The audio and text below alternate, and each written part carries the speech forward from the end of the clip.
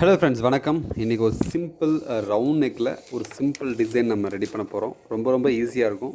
Video ஃபுல்லாக பாருங்கள், ஈஸியாக கற்றுக்கலாம். மெஷர்மெண்ட் நெக் அகலம் 2 இன்ச், நெக் லென்த் எக்ஸாக்டாக ஒரு 9 இன்ச் வச்சுருக்கோம். கீழே அகலம் பார்த்திங்கன்னா ஒரு 2 இன்ச் வச்சுருக்கோம். ஸ்ட்ரைட்டாக அழகாக கோடு போட்டுக்குங்க. இந்த மெஷர்மெண்ட் பொறுத்த வரைக்கும் நம்ம கிளாஸ்க்காக யூஸ் பண்ணுற ஒரு மெஷர்மெண்ட் தான். உங்கள் மெஷர்மெண்ட் என்னவோ அதை நீங்கள் அப்ளை பண்ணி இந்த டிசைன் நீங்கள் ரெடி பண்ணிக்கலாம். நான் எப்படி மார்க் பண்ணுறேன், எந்த மாதிரி ஸ்டிச் பண்ணுறேன், இந்த மாதிரி சின்ன டெக்னிக் யூஸ் பண்ணுறதை மட்டும் கொஞ்சம் கேர்ஃபுல்லாக நோட் பண்ணிக்கங்க.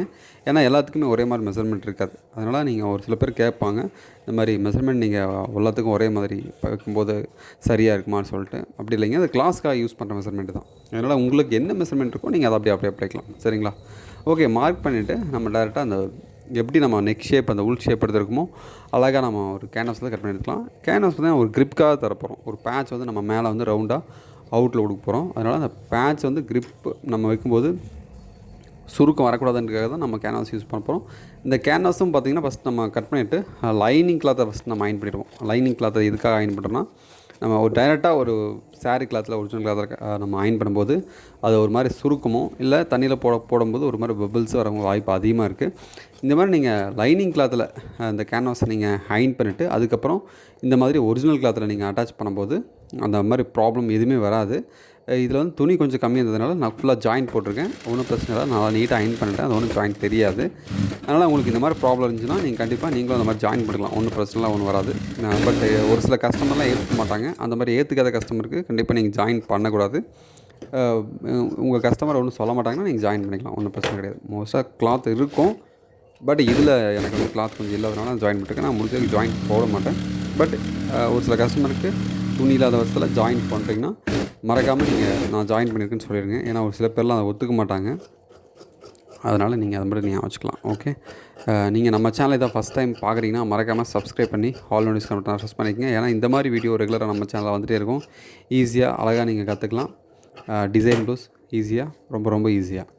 ஓகே, நம்ம வந்து அடுத்து வந்து நம்ம இந்த மாதிரி ஸ்டிச் பண்ணியாச்சு. ஸ்டிச் பண்ணிட்டு நம்ம டைரெக்டாக லைனிங் கிளாத்தையும் ஒரிஜினல் கிளாத்தையும் நம்ம அட்டாச் பண்ண போகிறோம்.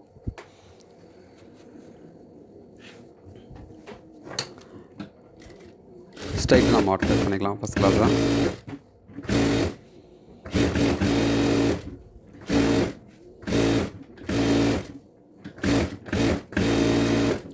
ஃபுல்லாக நம்ம நீட்டாக அட்டாச் பண்ணிக்கலாம். இந்த மாதிரி நீங்கள் லைனிங் கிளாத்தையும் ஒரிஜினல் கிளாத்தையும் அட்டாச் பண்ணும்போது ஒரு சில பேருக்கு சுருக்கம் வரும். ஒரு பேருக்கு நிறைய பேருக்கு சுருக்கெல்லாம் வருது.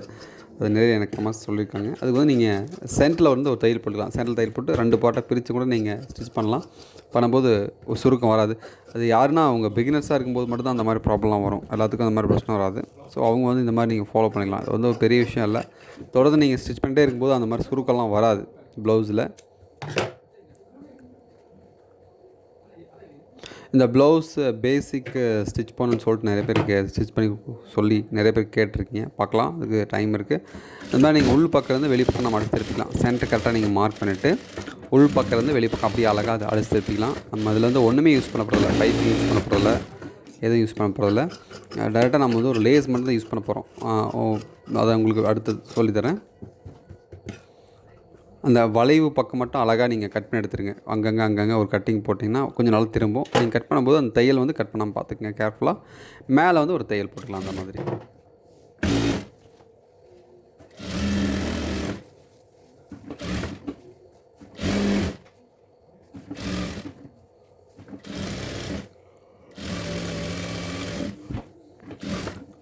சரிங்களா? அவ்வளோதான்.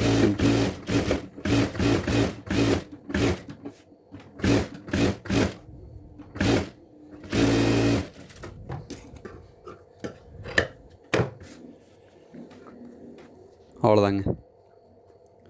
அடுத்து இந்த லேஸ் வந்து நம்ம யூஸ் பண்ணிப்போம். இந்த லேஸ் பார்த்திங்கன்னா நம்ம உள்ளே வந்து ஃபஸ்ட்டு ஒரு லைன் வச்சுட்டு அதுக்கப்புறம் அந்த பேட்சுக்காக யூஸ் பண்ணுறோம். ஓகே,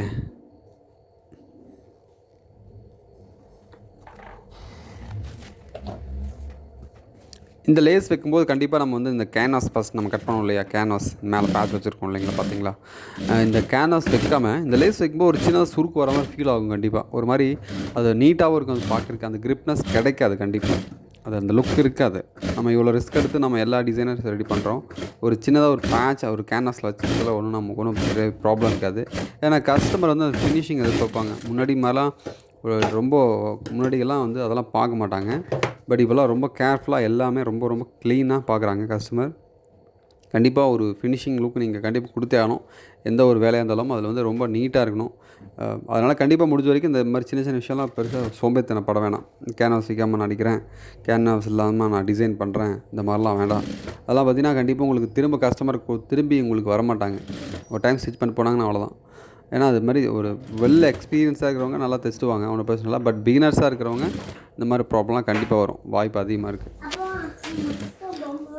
அதனால் முடிஞ்ச வரைக்கும் நீங்கள் கேன்வாஸ் யூஸ் பண்ணி பழகிக்கோங்க. கேன்வாஸ் யூஸ் பண்ணும்போது அந்த ஃபினிஷிங் ரொம்ப நீட்டாக இருக்கும். பேட்சுக்கும் எந்த ப்ராப்ளமும் உங்களுக்கு கண்டிப்பாக வராது.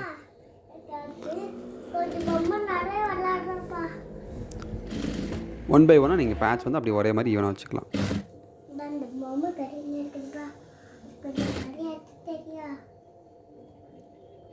ரொம்ப நீட்டாக ரொம்ப ஃபஸ்ட் கிளாஸாக டிசைன் வந்திருக்கு. ரொம்ப ரொம்ப அருமையான டிசைன் இது. உங்களுக்கு பார்க்கும்போது தெரியும் உங்களுக்கு எவ்வளோ நீட்டாக எவ்வளோ ஃபஸ்ட் கிளாஸாக. ஒரு சிம்பிள் வேலை, ரொம்ப சிம்பிள், பட் பார்க்குறதுக்கு லுக் வந்து ரொம்ப ரொம்ப ஃபஸ்ட் கிளாஸாக இருக்கும். அப்பா இங்கே பாரு, ஒரு பொம்மை கடையில் ஒரு பொம்மை எடுத்து தரீங்களா பழத்துக்கு? நல்லா இருக்கா? ஆமாப்பா. சரி, நாளைக்கு போவேன். அப்போ இங்கே கடையில் இருக்குப்பா, கத்திரி கடையில். அது கொஞ்சம் நிறைய தெரியா? கரெக்டாக ஒரு காலேஜ் மட்டும் நீங்கள் கிளாத் விட்டுட்டு கட் பண்ணி எடுத்துக்கலாம். பாரு. சரிப்பா, போய் வாங்கிக்கலாம். அப்போ எடுப்பாங்க, அங்கே போய் எடு. நான் எடுத்து வந்துப்பா. ரொம்ப ஃபஸ்ட் கிளாஸ் இருக்குது. கொஞ்சம் ஒரு காலேஜ் மட்டும் விட்டுருங்க. ரொம்ப விட்டிங்கன்னா உங்களுக்கு கண்டிப்பாக உங்களுக்கு வந்து அது வந்து அந்த பிசுறு வந்துடும். பிசுறு வராத மாதிரி கரெக்டாக நீங்கள் கவர் பண்ணிக்கணும். அப்போ இருக்கு கடையில், நம்ம பொம்மை கடையில் இருக்குது, அது கொஞ்சம் நேரம் எடுத்து விளாடுறப்பா. சரி, போகலாம். எடுத்து தாப்பா. ஒரே நிமிஷம்.